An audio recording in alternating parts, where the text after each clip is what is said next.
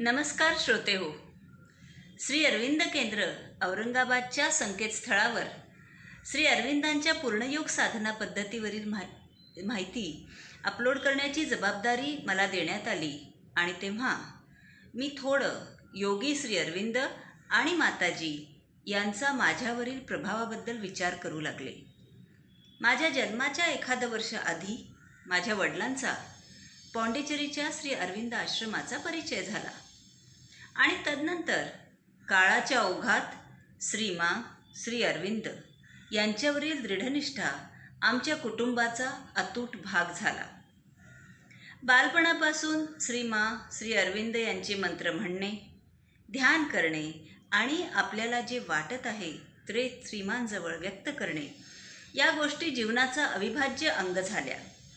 परंतु माझं श्री अरविंद यांच्या साहित्याचं वाचन म्हणावं तसं झालं नाही.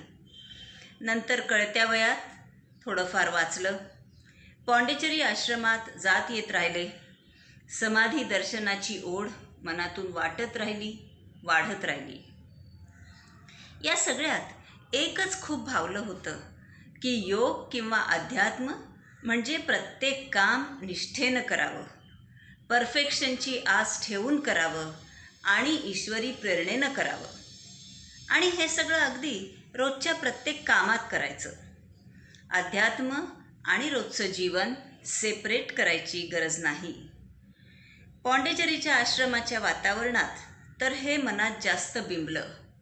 वेगळी वेशभूषा नाही, एवढाच वेळ ध्यान किंवा याच पद्धतीने ध्यानधारणा असं साचेबद्ध काही नव्हतं.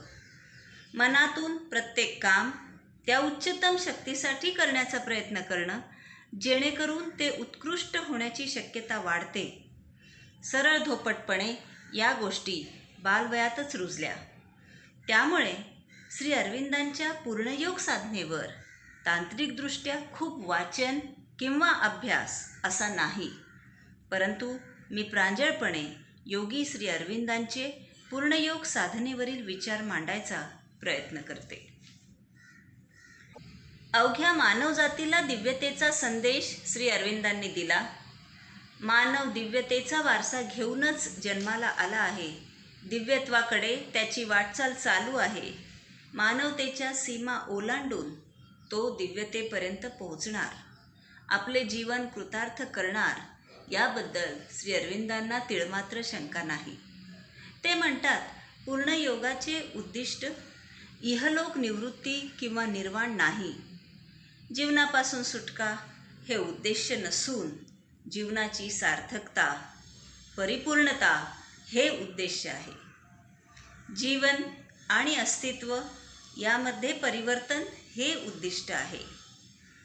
आपल्या अस्तित्वाच्या चेतनेच्या परिपूर्तीचा हा मार्ग आहे.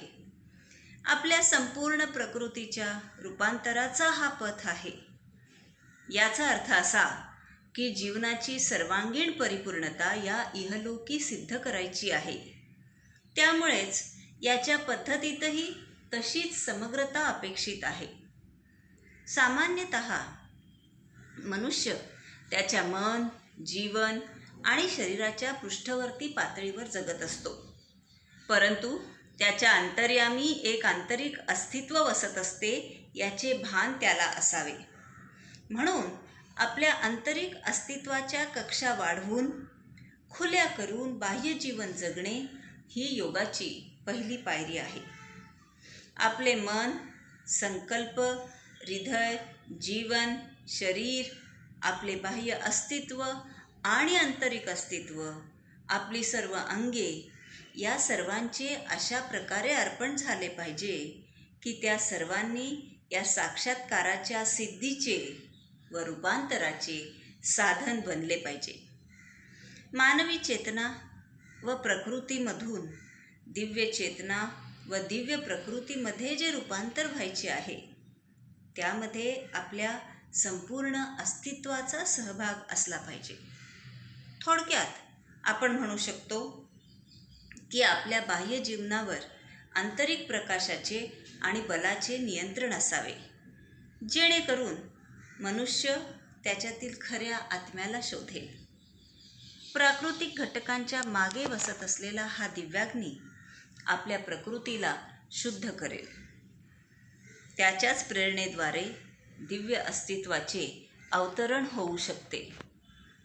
अर्थातच सामान्य मानवी चेतना आणि अतिमानसिक चेतना यांच्या दरम्यान असलेल्या सर्व कक्षा खुल्या करणे, त्यांची शक्ती मन, जीवन आणि शरीरामध्ये उतरवणे हे प्रदीर्घ आणि कठीण आहे.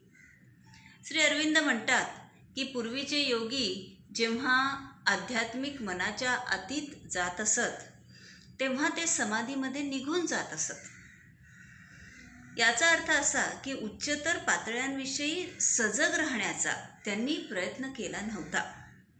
अतिचेतनेमध्ये निघून जाणे हे त्यांचे उद्दिष्ट असे. परंतु जागृत चेतनेमध्ये अतिचेतन उतरविणे हे पूर्णयोगाचे उद्दिष्ट आहे. त्यामुळेच पूर्णयोगात सामान्य चेतनेच्या वृत्ती निश्चल करायच्या असतात. त्या निश्चलतेमध्ये उच्चतर चेतना आणि तिच्या शक्ती खाली उतरवायच्या असतात. ही चेतना आणि तिच्या शक्ती प्रकृतीमध्ये रूपांतर घडवतील. अतिमानस आणि चैतन्याचा प्रभावी शक्ती म्हणून विकास व्हावा ही उत्क्रांतीची पुढची पायरी म्हणता येईल. अशा या पूर्णयोगाच्या साधना पद्धतीत आमच्या मीहून मोठे असे काही तत्व आहे आणि त्याला उद्देशून आमची आंतरिक आणि बाह्यकृती समर्पित केली आहे, या जाणीवेने आमचे जीवन भरलेले असावे. आमचे अगदी सामान्य व्यवहार, अगदी स्थूल कर्मे यांना देखील उदात्त स्वरूप आले पाहिजे. कर्म लहान असो किंवा महान असो, सामान्य असो वा असामान्य असो, सर्व ईश्वराला वाहिलेली समर्पित कर्मे झाली पाहिजेत. आम्ही काही खातो तेव्हा आम्हाला ही जाणीव हवी की आमच्यातील ईश्वराला आम्ही आमचे अन्न अर्पण करीत आहोत. आमच्या आत्म्याला, मनाला, इंद्रियांना तो नेहमी प्रतीत व्हावयास हवा. एकच एक ईश्वर सर्व झाला आहे.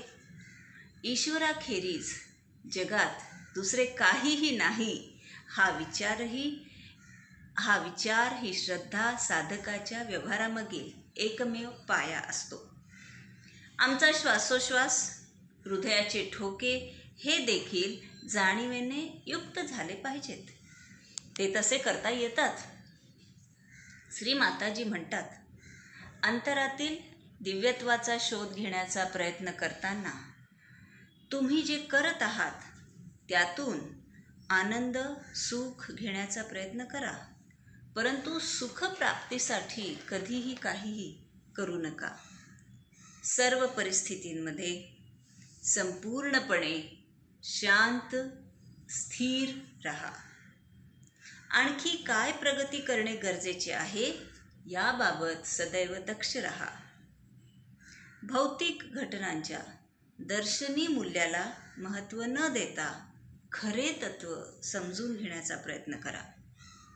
तुम्ही काहीही करत असलात तरी तुमच्या समोर तुम्ही जे ध्येय ठरवलेलं आहे त्याचा कधीही विसर पडू देऊ नका. श्री अरविंद आणि माताजींच्या मते आपण काही साधनेसाठी साधना करत नाही, तर आपण जे काही करत असू सदा सर्वकाळ आपल्या प्रत्येक कृतीमध्ये, प्रत्येक क्षणी ईश्वरावर एकाग्र असणे ही गोष्ट साध्य करण्यासाठी आपली धडपड आहे. आश्रमात काही जण ध्यान करतात, परंतु काही जण असेही आहेत की ज्यांना ध्यान करण्यास अजिबात सांगण्यात आलेले नाही. परंतु ते प्रगती करत नाहीत असा विचार करता कामा नये. तेही साधनाच करत आहेत, पण ती वेगळ्या स्वरूपाची साधना आहे. कर्म करणे, भक्तिभावाने करणे आणि आंतरिक निवेदन करणे ही देखील एक प्रकारची आध्यात्मिक साधनाच आहे. एखाद्या नव्या धर्माचा विकास करणे किंवा जुन्या धर्मांचे एकत्रीकरण करणे किंवा एखाद्या नव्या धर्माची संस्थापना करणे हा श्री अरविंदांचा उद्देश नाही. त्यांच्या योगाचे ध्येय आहे एक आंतरिक विकास, ज्याच्याद्वारे अनुसरण करणारी प्रत्येक व्यक्ती त्या एकमेव आत्मतत्वास सर्वांमध्ये शोधून काढेल. श्री अरविंद पूर्णयोग साधनेत आपल्या अस्तित्वाच्या सर्व भागांचा एकमेकांशी सुसंवाद साधायला सांगत आहेत. सर्व भाग दैवी करावयासाठी, त्यांचे दैवीकरण करण्यासाठी ते आपल्याला 3 गोष्टी करायला सांगतात. रोजच्या जीवनात या 3 गोष्टी आपण अनुसराव्यात असं अपेक्षित आहे. पहिली गोष्ट ते म्हणतात, आपल्या जाणीवेला हृदयामध्ये स्थिर करणे आणि तेथे भगवती मातेबद्दल विचार, तिची मूर्ती किंवा नाम यापैकी तुम्हाला जे सर्वाधिक सोपे, सहज वाटते त्यावर एकाग्र होणे. त्याच्यानंतर दुसरी गोष्ट ते म्हणतात, हृदयामध्ये अशा प्रकारे एकाग्र होण्याने सावकाशपणे व क्रमशः मनाला शांत आणि नीरव करणे. आणि तिसरी महत्त्वाची गोष्ट, हृदयामध्ये श्री मातेच्या उपस्थितीसाठी तसेच मन आणि कर्म यावर तिचेच नियंत्रण राहावे यासाठी अभिप्सा करणे. रोजच्या जीवनात या 3 गोष्टी आपण अवलंबाव्यात असा अपेक्षित आहे. मानवी मनाने अतिमानसाची मजल गाठली पाहिजे. उत्क्रांतीची निश्चित वाटचाल या दिशेने आहेच. आता पुढील प्रगती बभंशी मानवाच्या हातात आहे. त्याने या कसोटीस उतरावे आणि दिव्यतेचा आस्वाद घ्यावा हा श्री अरविंदांचा मानवाला संदेश आहे. धन्यवाद.